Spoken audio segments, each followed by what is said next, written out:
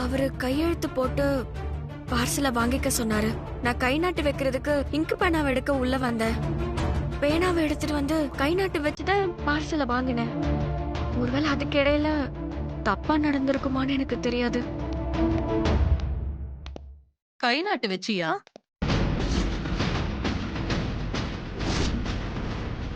நீ நர்சிங் படிச்சிருக்கும் போது நீ எதுக்கு கை நாட்டு வச்சு பார்சல் வாங்கின?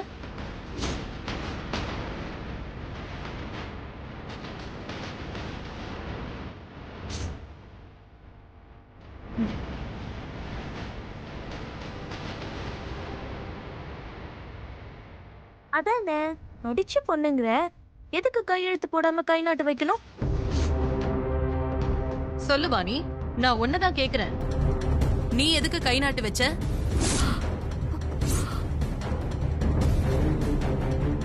அப்போ உனக்கு எழுத படிக்க தெரியாதா?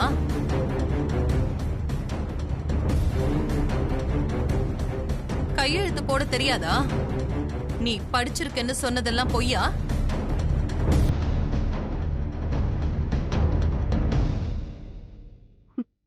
ஆமாமா.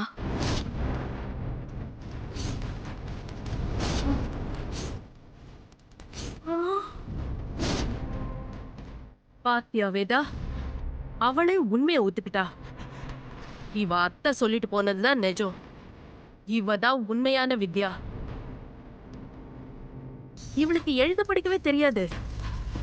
நான் அவ்வளவு சொன்னேன், நீ என்ன நம்பல. இப்ப நீ என்ன பண்ண போற?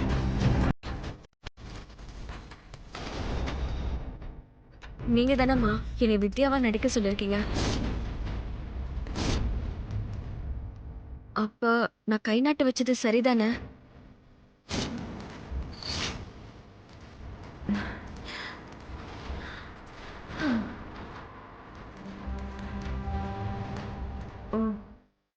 நான் பார்சலை வாங்கும்போது கொஞ்ச தூரத்துல சந்திரமுகன் ஐயன் நின்னுட்டு இருந்தாரு. அவரை பொறுத்த வரைக்கும் நான் படிக்க தெரியாதவன், கையெழுத்து கூட போட தெரியாதவ தானே.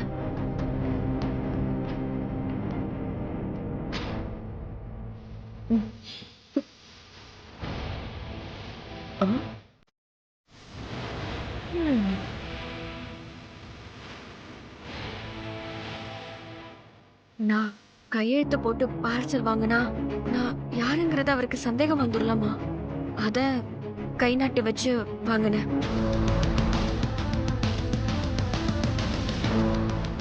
நீ சொல்றதெல்லாம் உண்மையா? உண்மைதாம்மா. இல்லனா நான் ஏமா கை நாட்டி வைக்க போறேன்? இப்ப அது பிரச்சனை இல்லம்மா. பார்சல் பிரிச்சிருக்கு. இவ என் பார்சல் பிரிச்சு உள்ள என்ன இருக்குன்னு பாத்துருக்கா. ஏன் பார்சலை இவ எப்படிமா பிரிக்கலாம்? நீ பார்சலை பிரிச்சு பாத்தியா? இல்லம்மா, பார்சல் கொடுக்கும் போதே இப்படிதான் இருந்துச்சு. மானசா, அதுக்குள்ள என்ன இருக்குன்னு முதல்ல பாரு.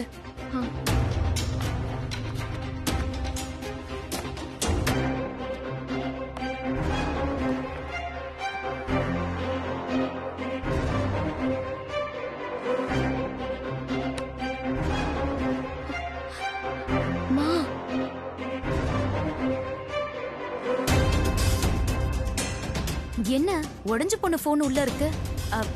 இதுவா தர்ஷன் அனுப்பின கிஃப்ட்? இல்ல, தர்ஷன் இப்படி ஒரு கிஃப்ட் பண்ணிருக்க மாட்டாரு. இவதான் ஏதோ பண்ணிருப்பா. மனசா, இவ மேல எந்த தப்பு இருக்காது. எனக்கு என்னவோ அந்த கொரியர்கார மேல தான் சந்தேகமா இருக்கு. அவன் தான் தப்பு பண்ணிருக்கணும். எனக்கு வந்து பார்சல இவ எப்படி ரிசீவ் பண்ணலாம்? கூப்பிட்டு சொல்லியிருந்தா நானே வந்து வாங்கிருப்பேன்ல. அவர் எனக்கு ஃபர்ஸ்ட் டைம் பண்ண கிஃப்ட் இது. அதை இவ இப்படி ஸ்பாயில் பண்ணிட்டா. நீ தர்ஷனுக்கு கால் பண்ணி என்ன கிஃப்ட் அனுப்பியிருக்காருன்னு கேளு. அம்மா, தெரிஞ்சா அவரு ரொம்ப ஃபீல் பண்ணுவாருமா. நான் சொன்னதை செய். சரி.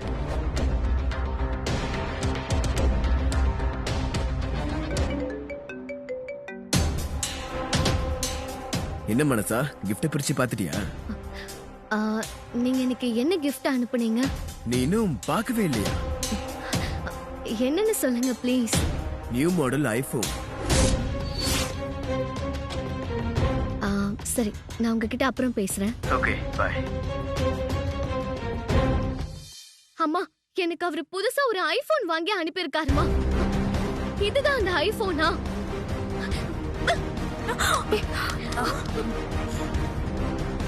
மனசா, தப்பு வேற எங்கேயோ நடந்திருக்கு. மேபி அந்த கொரியர் பையன் இந்த திருட்டுத்தனத்தை பண்ணிருக்கலாம். இத பாரு, ப்ராப்பரா கம்ப்ளைண்ட் பண்ணுவோம். போன் கண்டிப்பா திரும்ப கிடைச்சிடும். இவ படிச்சவ தானே.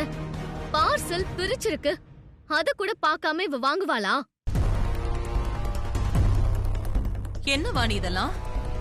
இல்லம்மா, நான் அவசரத்துல. முதல்ல இன்னொருத்தருக்கு வந்த பார்சலை நீ ரிசீவ் பண்ணதே தப்பு. அந்த பார்சல் பிரிஞ்சிருந்திருக்கு, அத கூட நீ பார்க்காம வாங்கியிருக்க. இது அதை விட பெரிய தப்பு. என்ன மன்னிச்சிருங்கம்மா, இப்படி நடக்கும்னு நான் நினைக்கல. அவர் எனக்கு gift அனுப்பியிருக்காருன்னு சொன்ன உடனே அவ்வளவு ஆசையா வந்த என் சந்தோஷத்தையே கெடுத்துட்டா. ஆனா இப்பவும் எல்லாரும் இவளுக்கு தான் சப்போர்ட் பண்றீங்க. மனசா மனசா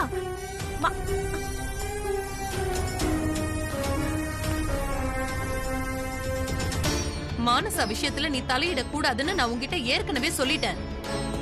இதான் உனக்கு லாஸ்ட் வார்னிங். இனி எந்த சிச்சுவேஷன்லயும் உன்னால மானசா கண் கலங்கவே கூடாது. அப்படி அவ அழுதானா அதுக்கப்புறம் நான் உன்கிட்ட இறக்கமே காட்ட மாட்டேன். ஜாக்கிரதை.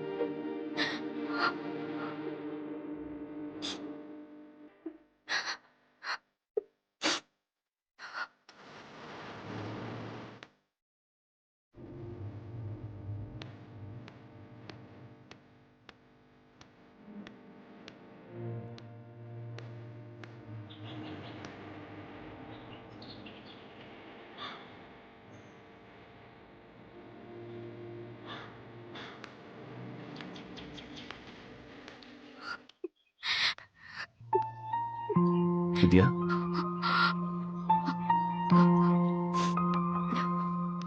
என்ன நீ எதுக்கு அழற? உன்கிட்ட நான் அழக்கூடாதுன்னு சொல்லியிருக்கேன்ல. உன் மேல எந்த தப்பும் இல்ல. உனக்கு மனசாவை பத்தி தெரியும்ல. அப்புறம் என்ன? மானச என்ன திட்டாங்கிறதுக்காக நான் வருத்தப்படல சஞ்சய். மாப்பிள்ள முத தடவையா அவளுக்கு gift வாங்கி கொடுத்திருக்காரு. அத வாங்குறதுக்கு அவ எவ்வளவு ஆசையா வந்திருப்பா.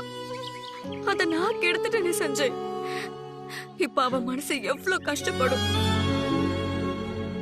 நீ வாங்கி கொடுத்த புடவை எரிஞ்சப்போ நான் எப்படி கஷ்டப்பட்டனோ அதே மாதிரி தானே இப்ப அவளும் கஷ்டத்தை அனுபவிக்கிறா. மனச ரொம்ப பாவம் சஞ்சய். என்னால அவ ரொம்ப கஷ்டத்தை அனுபவிக்கிறா. அப்படிலாம் இல்ல. அந்த கொரியர் சர்வீஸ்ல கம்ப்ளைண்ட் பண்ணியாச்சு. போன் திரும்ப கிடைச்சிடும். நீ ஃபீல் பண்ணாத. எப்போ கிடைக்கும்? ஒரு 2 நாள்ல வந்துடும். திரும்ப கிடைச்சாலும் இனி அவளால அந்த சந்தோஷத்தை முழுசா அனுபவிக்க முடியாதுல்ல. என்ன வித்யா நீ? மானசா உன்னை ஒரு எதிரியா பாக்குறா. அவ நீ இந்த வீட்லயே இருக்கக்கூடாதுன்னு நினைக்கிறா. அவ நீ ஹர்ட் ஆகிறத பத்தி யோசிக்கிறது கூட இல்ல. ஆனா நீ தெரியாம செஞ்ச ஒரு தப்புக்காக இவ்வளவு யோசிக்கிறிய வித்யா. மானசா என் நாத்தனார் சஞ்சய். நாத்தனார் உறவுங்கிறது கூட பிறந்த பொறுப்பு மாதிரி. ஒரு பொண்ணு வாழ போற வீட்டுல இருக்க நல்லது கெட்டதுன்னு எல்லாத்தையும் எடுத்து சொல்லி சந்தோஷமா எல்லாத்தையும் பங்கு போட்டுக்கிற உறவு அது. அது உன் எதிர்பார்ப்பா இருக்கலாம். ஆனா மனசு அப்படி இல்லையே. அவ அப்படி இருக்கணும்னு தான் நான் ஆசைப்படுறேன். நான் மட்டும் இல்ல, எல்லா பொண்ணுங்களுமே ஒரு நாத்தனார் இந்த மாதிரி தான் இருக்கணும்னு ஆசைப்படுவாங்க. ஒரு சிலருக்கு அது தானா அமையும், சிலருக்கு அமையாது. நான் 2வது ரகம். ஆனா முயற்சி பண்ணா நம்ம நினைச்ச மாதிரி அவங்கள மாத்த முடியும். நான் அதுக்கு தான் முயற்சி பண்றேன்.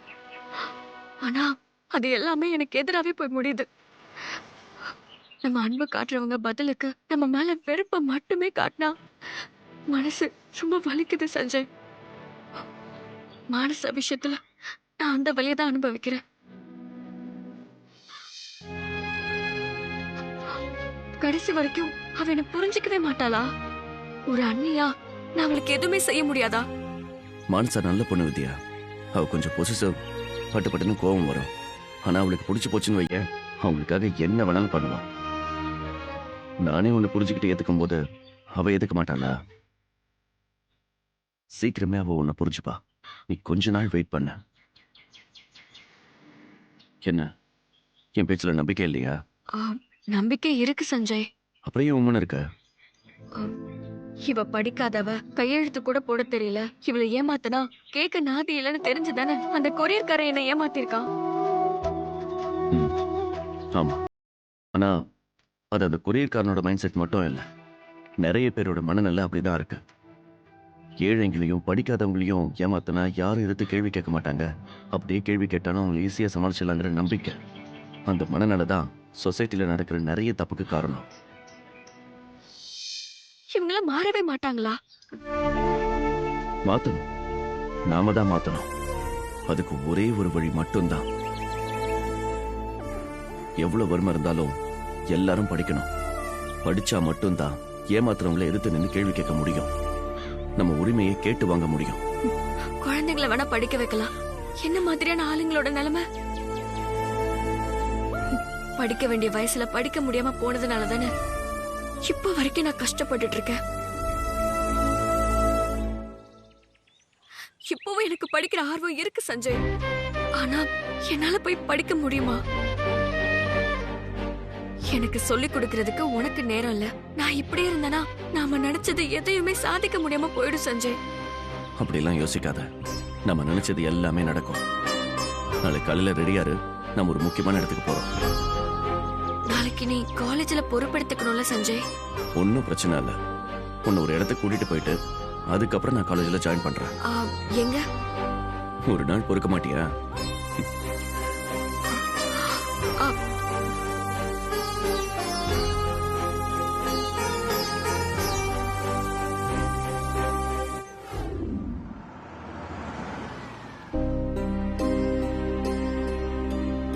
வாங்க.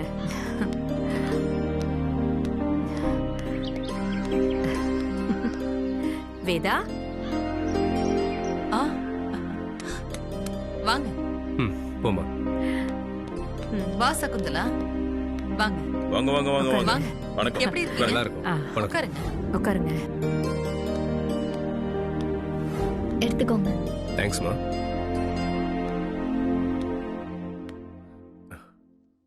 வாவ், டீ ரொம்ப நல்லா இருக்குமா. என் பொண்ணுக்கு டீ போட தெரியுங்கிறதே நீங்க இங்க வந்ததுக்கு அப்புறம் தான் எனக்கு தெரியுது. என்ன வேதா, என் மருமக கையால டீ குடிக்க இன்னும் எத்தனை நாளைக்கு தான் நாங்க இந்த வீட்டுக்கு வந்துட்டு இருக்கிறது? எப்போ இவளை எங்க வீட்டுக்கு அனுப்பி வைக்க போற? அது சம்பந்தமா நானே உங்ககிட்ட பேசலான்னு இருந்தேன். நீங்களே வந்துட்டீங்க. வர வெள்ளிக்கிழமை நிச்சயதார்த்தம் வச்சுக்கலாம். அன்னைக்கே ஒரு நல்ல முகூர்த்தமா பார்த்து கல்யாணத்துக்கும் நாள் குறிச்சிடலாம்.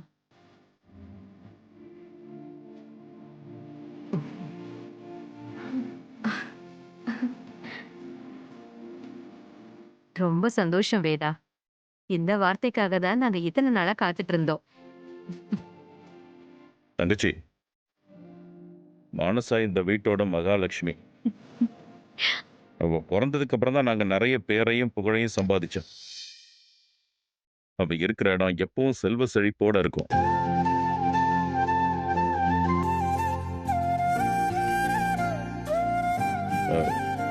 அவ பிறந்த வீட்டை விட்டு உன் வீட்டுக்கு மருமகளா வர்றாங்கிற நினைப்பே அவளுக்கு இருக்கக்கூடாது. நாங்க அவ கூட இல்லைங்கிற குறை இல்லாம நீ அவளை பார்த்துக்கணும். இதெல்லாம் நீங்க சொல்லணுமாண்ணா? எனக்கு மக இல்லாத குறைய தீர்த்து வைக்க போறதே என் மருமக தானே. அவ எங்க வீட்டுல மகாராணி மாதிரி வாழ போறா. நீங்க எதை பத்தியும் கவலைப்படாதீங்க. அததாம்மா நாங்களும் எதிர்பார்க்கிறோம். கல்யாணம் நல்லபடியா முடியட்டும்னா அவ எப்படி வாழ போறான்னு நீங்க பார்க்க தானே போறீங்க.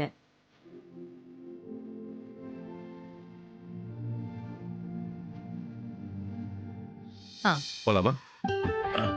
ஓகே. இத வாங்க. வரோம் சார். மானசா, நாங்க போயிட்டு வரோம். பார்த்து பத்திரமா இரு. மறுபடியும் பைக் ஓட்டெல்லாம் ட்ரை பண்ண கூடாது, சரியா? ஓகே அத்தை.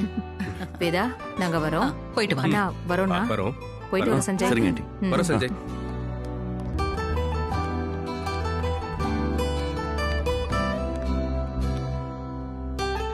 மானசா, அப்புறம் என்ன? சீக்கிரமாவே அந்த வீட்டுக்கு மருமகளாக போற. எங்களெல்லாம் மறந்துடாத.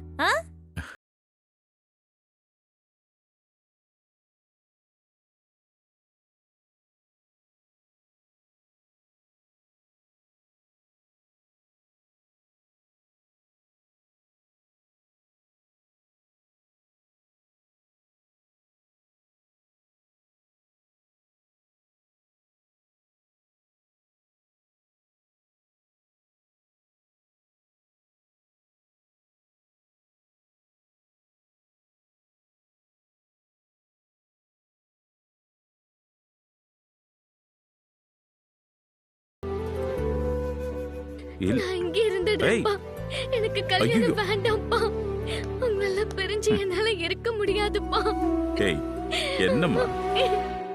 அப்பா பாவம் மானசா ரொம்ப ஃபீல் பண்றா. பேசாம நம்ம நிச்சயத்தை கேன்சல் பண்ணிடுவோம். அவ கடைசி வரை நம்ம கூட இங்கே இருக்கட்டும். என்னடா பேசுற? இல்லம்மா, இப்போ மானசா சொன்னதை கேட்டீங்கல்ல, அவ பாவம், அவளுக்கு தான் நம்மள பெரிய மனசே வரலையே. அம்மா பாருங்கம்மா, நான் எவ்வளவு ஃபீல் பண்றேன். அண்ணன் என்ன கிண்டல் பண்றான். நீ எங்க போனதுக்கு அப்புறம் பிறந்த வீடு எந்த பக்கம் இருக்குன்னு கேப்ப. இப்போ இப்படி சீன் போட்டா அவ கிண்டல் தான் பண்ணுவான். நான் சீன் போடுறேனா? உங்கள பண்ற அங்க பாரு, அவளுக்கு எவ்வளவு கோவம் வருது பாரு. சீன் போடுறல, அதான் உனக்கு.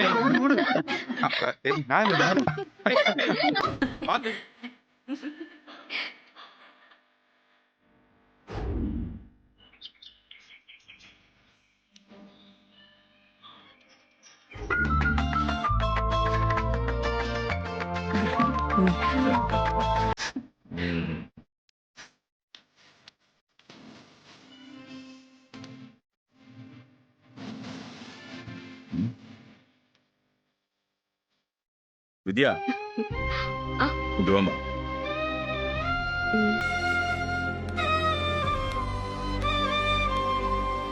இப்போ உனக்கு சந்தோஷமாமா? இதுதான் மாமா நான் ஆசைப்பட்டேன். மானசா சீக்கிரமே இன்னொரு வீட்டுக்கு வாழ போற பொண்ணு. அவ இங்க இருந்து போற வரைக்கும் இதே சந்தோஷம் அவளுக்கு நிலைக்கணும். எந்த சந்தர்ப்பத்திலையும் அவளை நீங்க கஷ்டப்படுத்துறாதீங்க மாமா. அவ என்ன காயப்படுத்தினாலும் நீங்க அவ பக்கம் நின்னுதான் பேசணும். எனக்கு ஆதரவா ஏதாவது பேசி அவளை கஷ்டப்படுத்த வேண்டாம் மாமா. சீக்கிரமே உன் மனசை அவ புரிஞ்சுக்கோமா. அவ ஃபீல் பண்ற மாதிரி இனி இந்த வீட்டுல எதுவும் நடக்காது.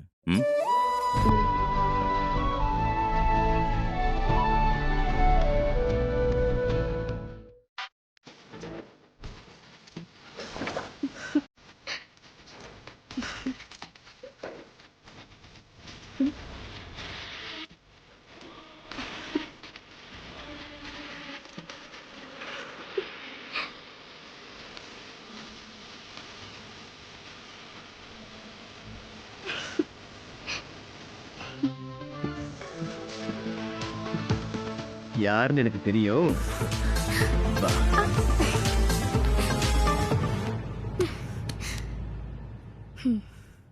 என்ன தர்ஷன், உனக்கு நிச்சயமாக போகுதுன்னு என்ன சுத்தமா மறந்துட்டியா? நான் எப்படி உன்னை மறப்பேன்? நடிக்காத, நீ என்ன மறந்துட்ட. இல்லனா அந்த மானசாவை கல்யாணம் பண்ணிக்க நீ ஓகே சொல்லிருப்பியா? நான் உன்கிட்ட ஏற்கனவே சொல்லியிருக்கேன். நான் எங்க அம்மாக்காக மட்டும்தான் இந்த கல்யாணத்துக்கு ஒத்துக்கிட்டேன். அவ கூட நான் வாழ போறதில்லை.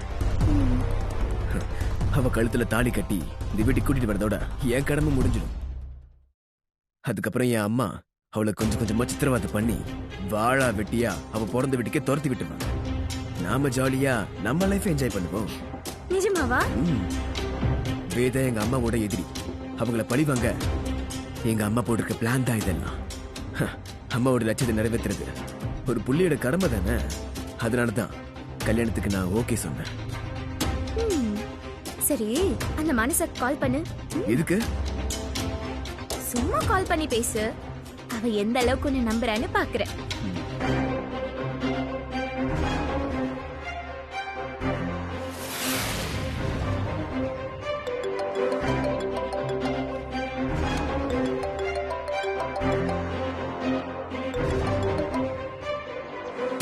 ஹலோ ஹலோ மானசா, சொல்லுங்க. நான் கால் பண்ணாதான் பேசுவியா? நீ ஏன் கால் பண்ண மாட்டியா? நான் பண்ணும் தான் நினைப்பேன். நீங்க வேலையா இருப்பீங்க, டிஸ்டர்ப் பண்ண வேண்டான்னு தான். உன் கூட பேசுறதை விட எனக்கு அப்படி என்ன வேலை?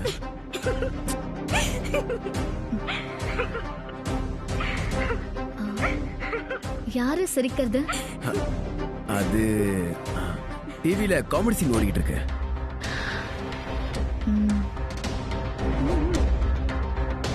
உன்னை பார்த்துட்டு வந்ததுல இருந்து என்னால சரியா தூங்க கூட முடியல.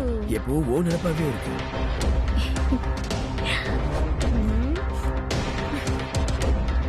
உனக்கு என் ஞாபகமே வரலையா? வரல. பொய் சொல்லாத. என்ன நீங்க நல்லா பாத்துப்பீங்களா? என்ன இப்படி கேட்டுட்ட? உன்னை நான் ராணி மாதிரி பாத்துப்பேன். கல்யாணம் முடிஞ்சதும் உன் லைஃபே தலகீழ மாறிடும் மனசா.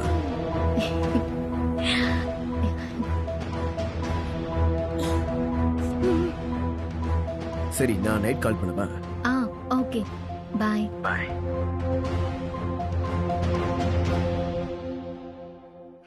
எப்படி கேடிடா நீ பழகுன கொஞ்ச நாள்லயே அவளை டோட்டலா கவுத்துட்ட போல. டவுட் வரக்கூடாது இல்ல கீர்த்தி. பாத்து அவ அழகுல மயங்கி என்ன மறந்துட போற. நான் அப்படிலாம் செய்வேனா? எனக்கு எப்பவுமே நீ தான் செல்லும். பாவம் அந்த வேதவழி எங்களை நல்லவங்கன்னு நம்பி அவங்க பொண்ணு வாழ்க்கையை அவங்களே அழிக்க போறாங்க.